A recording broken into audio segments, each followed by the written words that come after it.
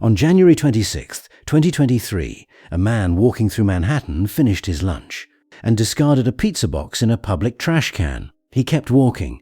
What he did not know was that plainclothes detectives had been shadowing him for weeks, waiting for exactly this moment. They retrieved the cardboard box from the garbage, sealed it in evidence bags, and rushed it to a forensic crime lab. On a discarded, half-eaten crust, they found the singular piece of evidence that 30 years of investigation had failed to produce.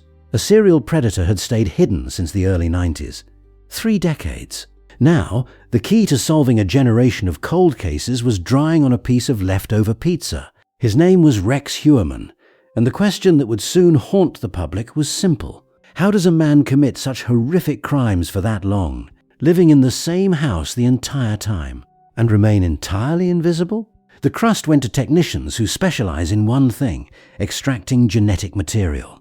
What they were chasing tied back to a single strand of hair, recovered years earlier from the body of a young woman named Megan Waterman. For a long time, that hair had been a silent piece of evidence with no known owner. On June the 12th, 2023, that changed.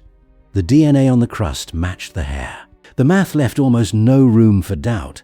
The probability of a match, excluding the rest of North America, came to 99.96%. One man, pointing directly at him.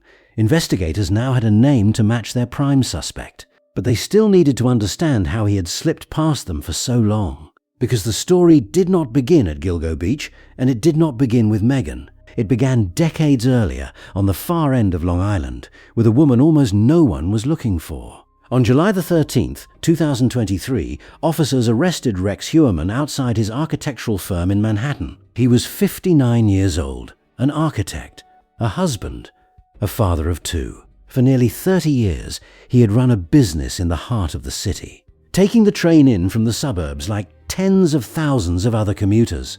Neighbors described a large, quiet man who kept to himself. He owned property, paid his taxes, and held professional licenses. Nothing about him fit the picture people carry of a monster, and that, detectives came to believe, was the whole trick.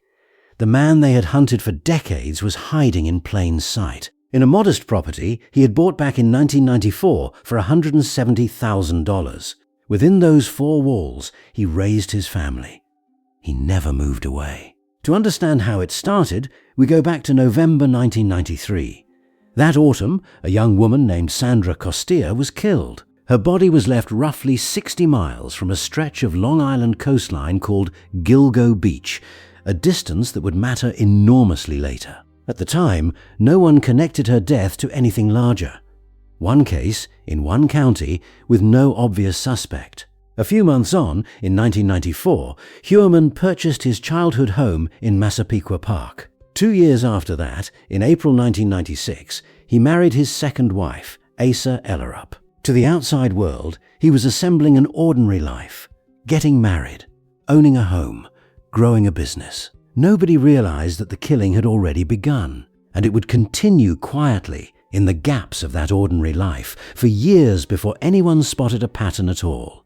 The pattern, when it finally surfaced, ran through phone calls. In July 2007, a woman named Maureen Brainard Barnes vanished. Before she disappeared, she had received 16 calls from a burner phone, one of those cheap prepaid devices that leaves almost no trail.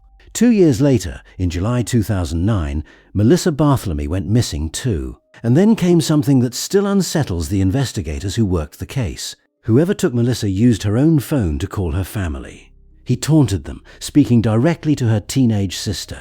These were the acts of someone calculated, cold, and confident that no one would catch him. For the families, the calls twisted grief into torment. They knew someone out there held the answers and was choosing to play with them. But the disappearances were still being treated as separate cases. That was about to break. In June 2010, Megan Waterman disappeared. 3 months later, in September, Amber Lynn Costello left to meet a client and was never seen again.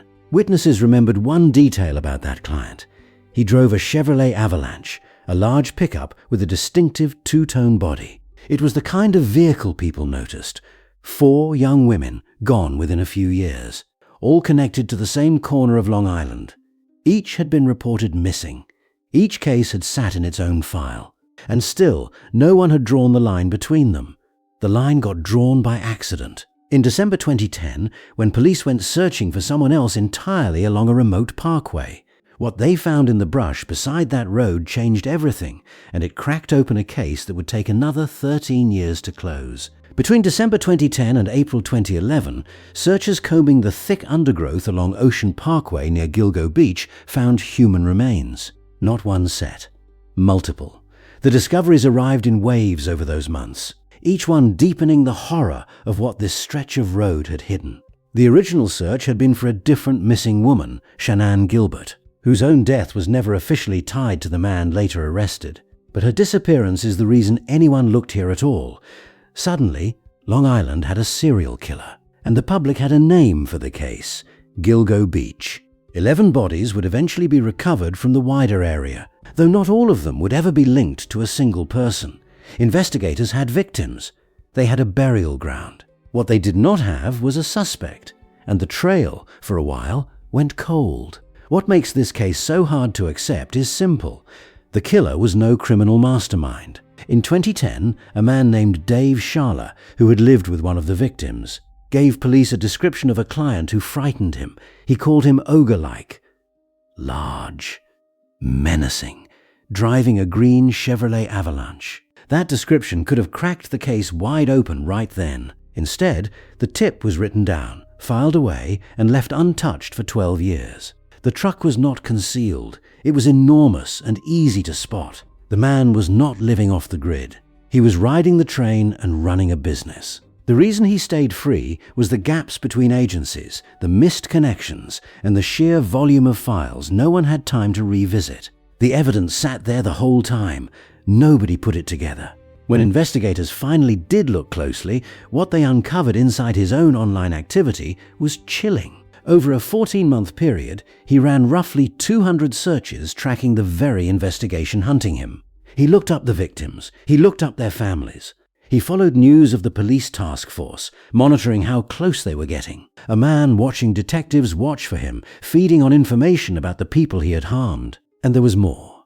At the time of his arrest, he legally held 92 gun permits. A collection that size, stored in a suburban residence, stunned even seasoned officers. Every detail that emerged drove home the same point. This was someone who lived 2 lives at once, and had done so for decades without a single crack showing to the people closest to him. The task force still had to prove it, and proving it would demand an operation on a scale rarely seen. That operation began in March 2022, when a newly formed task force reopened the cold case and pulled it apart, thread by thread. They returned to the old witness description of the Chevrolet Avalanche and ran it against vehicle records. One name surfaced: Rex Heuermann.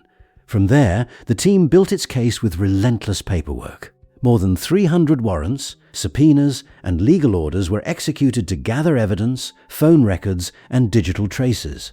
Slow, careful, and methodical, the mirror image of the killer they were chasing. They surveilled him for months, which is how they came to be standing near a Manhattan trash can on that January afternoon, waiting for him to throw something away. The pizza crust was the payoff of an investigation that finally, after so long, refused to let a single lead go unexamined. Once the DNA came back, they had him. There was no escape. For nearly 3 years after his arrest, Heuermann insisted he was innocent. In December 2024, prosecutors added another charge, linking him to the cold case of Sandra Costilla, dating back to that autumn in the early 90s. The case against him kept growing. Then, on April the 8th, 2026, he stood in a courtroom. He pleaded guilty. 7 times he answered for the murders of 7 women, and he admitted to killing an 8th, Karen Vergata. A reporter in the room, Carolyn Gusoff, observed that. He sounded like a man sitting through a routine architecture meeting, reading off the word guilty with no visible emotion at all. But the plea carried terms: to avoid a trial that would drag his secrets in front of his own family. He agreed to cooperate with the FBI's behavioral analysis unit at Quantico. The man who had eluded them for so long would now sit down and help them study killers like himself. On June 17th, 2026, the families finally got to speak. Jasmine Robinson, a cousin of victim Jessica Taylor, looked at him and said, "You fill me with so much repugnance. I can't stand it.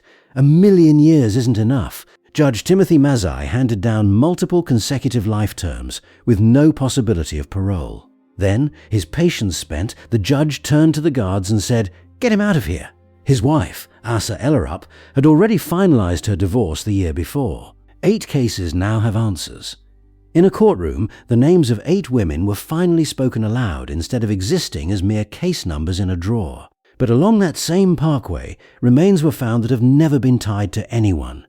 Those files are still open. And on a quiet suburban street, the residence he lived in for decades still stands, holding secrets that even a confession may never fully reveal.